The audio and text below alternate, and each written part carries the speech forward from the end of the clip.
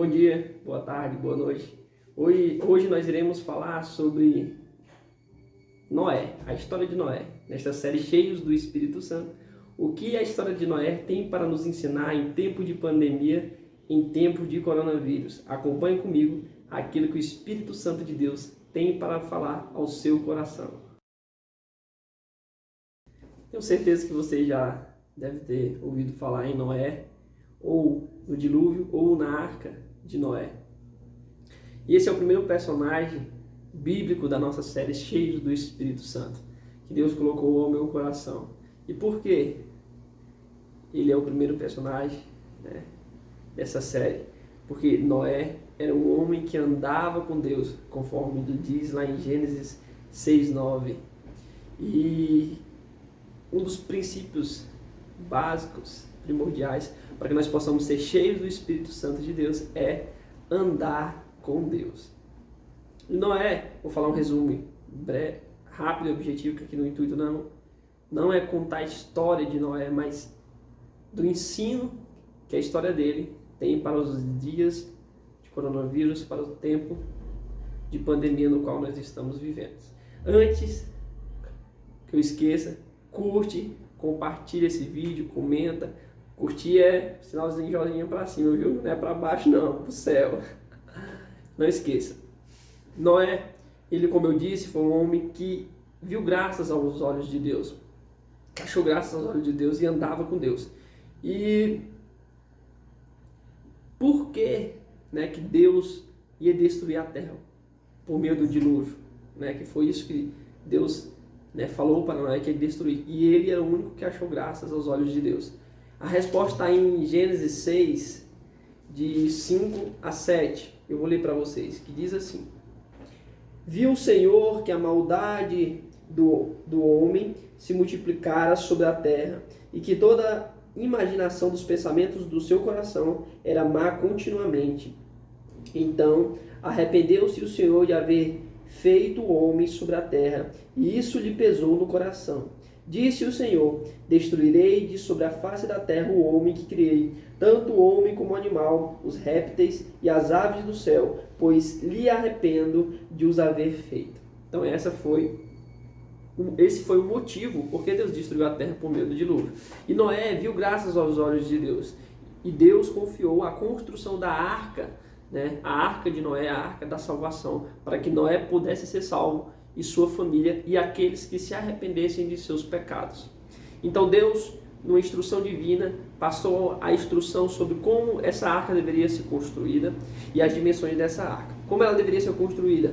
Betuminada por dentro e por fora.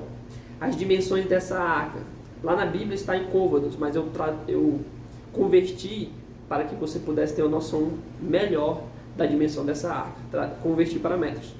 Um côvado equivale a 45 centímetros.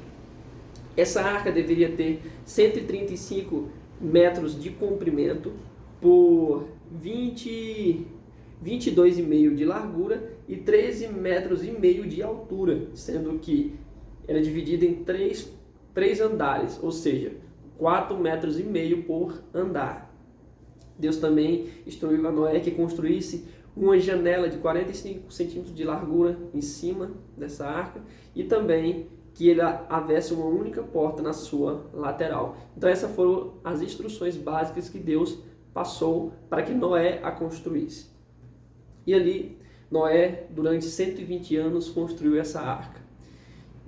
Com certeza, acredito que durante esses 120 anos, falando ao povo para que se arrependesse da sua iniquidade, dos seus pecados, mas o povo não deu ouvido, porque nós vemos aqui, concluímos que na história bíblica, que no final ali, quando Deus mandou que Noé e sua família entrasse na arca, então foram apenas eles, sua mulher, seus filhos e a mulher de seus filhos, ou seja, ninguém deu ouvido ao que ele dizia.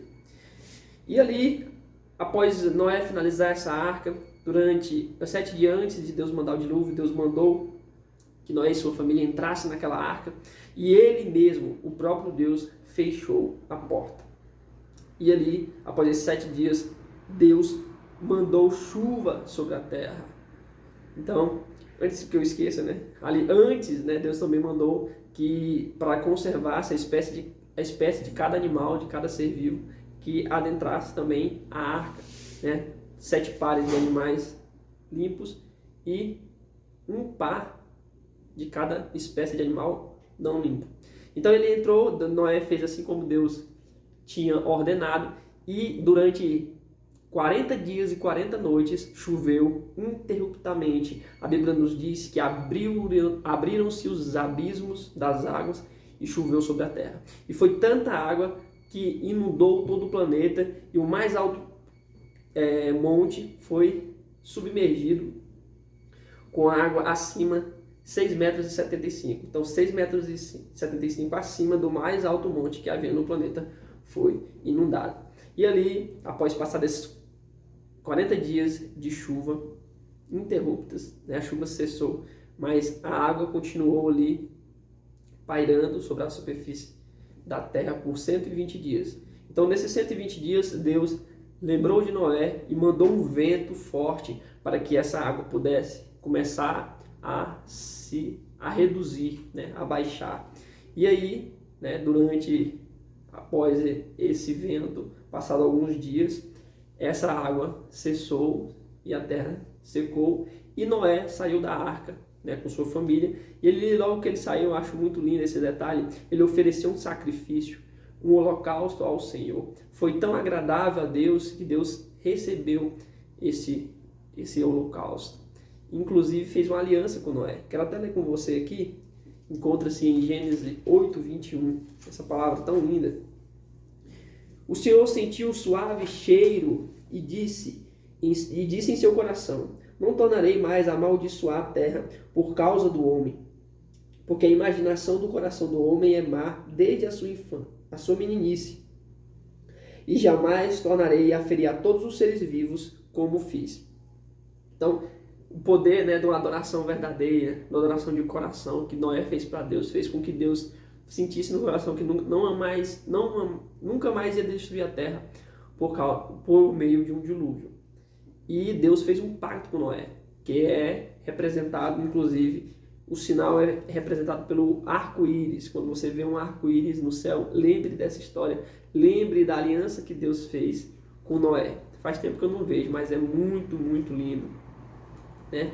E Deus fez, se você quiser também ler depois, em Gênesis 9, de 13 a 17, tem essa aliança que Deus fez, que é o sinal por meio do arco-íris. Aí você pode me perguntar: tá, Cláudio Júnior, mas o que essa história tem a ver com o coronavírus? O que essa história tem para nos ensinar em tempo de coronavírus? Acompanhe comigo, acompanhe até o final, que eu vou falar aquilo que o Espírito Santo de Deus falou comigo, me ensinou, e eu quero que você também aprenda com isso que Deus tem para nos ensinar. Mas antes eu quero falar de outro navio, que a arca era um barco, era um navio, mas esse barco ele não está na Bíblia, a história dele não está na Bíblia, mas é conhecido por todos, que é o Titanic. Sim, o Titanic. Ele, inclusive, já a história dele originou filmes, livros, né, e histórias, lendas, e por aí vai. Mas ele, com certeza, é um marco na história da humanidade, né? O RMS Titanic, né, ou simplesmente Titanic, foi um navio, né, que ele é um navio britânico de passageiros, que foi operado pela White Star Line, né, e projetado pelos engenheiros navais Alexander e Thomas Andrews, né?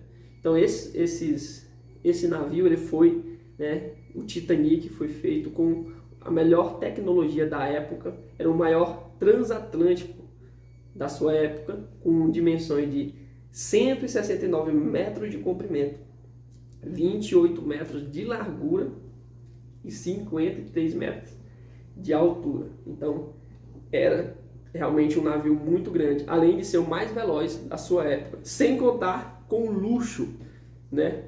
O luxo extraordinário que havia no interior daquele navio, decorações, salas diversas de jogos, piscina coberta, então sem falar das inúmeras detalhes luxuosos que havia naquele navio. Para você ter uma ideia, uma passagem, a passagem mais cara do navio era cerca de US$ 90.000, né, que dá cerca de R$ 450.000 hoje, para você ter noção do luxo que era dentro desse navio.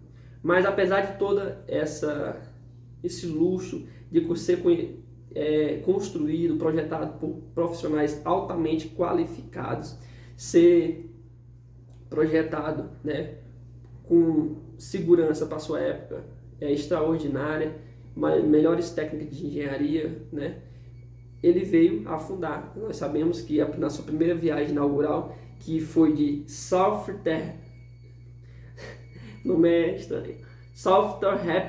né, meu inglês não é muito bom, de Southampton para Nova York, ele acabou se colidindo com um iceberg, né, e veio a naufragar. E eu assisti um documentário no History, eu pesquisando sobre as causas desse naufrágio, e eles investiram de milhões para fazer esse estudo, varrer o fundo do mar para achar as peças, montar um quebra-cabeça para encontrar essa causa. Fizeram testes, né, pegaram materiais, fizeram um teste no laboratório de engenharia, e eles acabaram concluindo que o naufrágio desse navio não foi por erro em projeto, mas sim pelas causas externas. Tá, Claudio Júnior, mas o que tem a ver Titanic com a história de Noé, com o tempo de coronavírus? Meus irmãos, a palavra que Deus confiou no meu coração, para que ficasse mais claro, então eu trouxe esse exemplo do Titanic, e dentro da história de Noé, o que nós podemos aprender, né, com esses dois acontecimentos, essas duas histórias? Primeiro eu quero destacar 2 pontos, fazer um paralelo entre o Titanic e a Arca de Noé. Bem, o Titanic, como eu disse, ele foi feito para pessoas riquíssimas, né? O Titanic foi feito com detalhes muito elevados, luxuosos, né? Decoração, ou seja, todo tipo inclusive na segurança do navio, que uma pessoa não ia pagar milhares, né, de dólares para entrar ali, sendo que não proporcionaria segurança. E ele foi feito para pessoas realmente riquíssimas, que haviam ali, mais ricas no sentido material. E qual o contraste que eu quero fazer entre o Titanic e a Arca de Noé? Pense na Arca de Noé nos nossos dias atuais como a salvação. Que a Arca de Noé serviu para a salvação dele e de sua família. E na nossa, hoje, nós temos a salvação que é proporcionada por meio do nosso Senhor e Salvador Jesus Cristo. Pense nessa forma, nesse sentido, para que você melhor possa compreender. Já a Arca de Deus, que é a Arca da Salvação, ela foi feita também para pessoas riquíssimas. Só que pessoas cheias e ricas da graça de Deus, de riquezas que estão no céu, que são imperecíveis, não é riqueza material, são riquezas espirituais. Então, você é um privilegiado de poder entrar nessa Arca da Salvação. Outro ponto, outro paralelo. Como eu disse, o Titanic pagaram para entrar nele, e valor muito alto. Então, pagaram para fazer esse percurso, essa viagem. Já a Arca da Salvação, a Arca de Deus, é o inverso. Alguém pagou para você entrar nela. E preço que você não conseguiria pagar, nós não conseguiríamos pagar. Mas existe um que pagou por nós. A única porta da Arca que nós podemos entrar, que é o nosso Senhor e Salvador Jesus Cristo. Ele pagou o alto preço por nós, por mim e por você.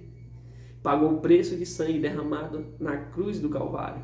Esse foi o preço que Deus pagou para que nós possamos estar dentro da Arca da Salvação. Basta você querer aquilo que Deus já pagou para você e desfrutar dessa maravilha que está na Arca da Salvação de Deus. Tá, Claudio Júnior, mas até agora eu não entendi. Você falou de história de Titanic, fez um paralelo entre a Arca de Noé e a Arca de Noé e o Titanic, mas até agora eu não entendi o que eu posso aprender para o tempo de coronavírus, tempo de pandemia. Bem, nós sabemos que nessa época que nós vivemos, neste ano que se passou de 2020, muitas pessoas perderam seus familiares, alguns, né, infelizmente perderam suas vidas, outros perderam seus empregos, outros faliram seus negócios, Mas teve gente também que prosperou, seja espiritualmente, em seus negócios. Mas eu quero falar para vocês que assim como o projeto da Arca de Noé foi dado por Deus, né? E o projeto do Titanic, aos olhos humanos, era perfeito, né? Não tinha chance, era totalmente seguro, não tinha chance de naufragar. Era um projeto de engenharia, né? Com os melhores materiais, mas ele veio a naufragar. E a diferença é justamente essa. O projeto que aos nossos olhos pode parecer perfeito, mas ele é falho. Os nossos planos podem parecer perfeitos. Mas agora eu te falo, tem um quem imperfeito, que é o plano de Deus. Os projetos de Deus, eles são perfeitos. Como aconteceu com a Arca de Noé. Passou durante 40 dias e 40 noites recebendo chuva, um vento mandado por Deus forte sobre aquela arca, e ela resistiu, porque Deus estava dentro da arca, né? E esse que é o segredo do sucesso, de nós alcançarmos, né, a vitória de Deus. Nós apenas executarmos aquilo que Deus tem para a nossa vida, porque os planos dele é perfeito.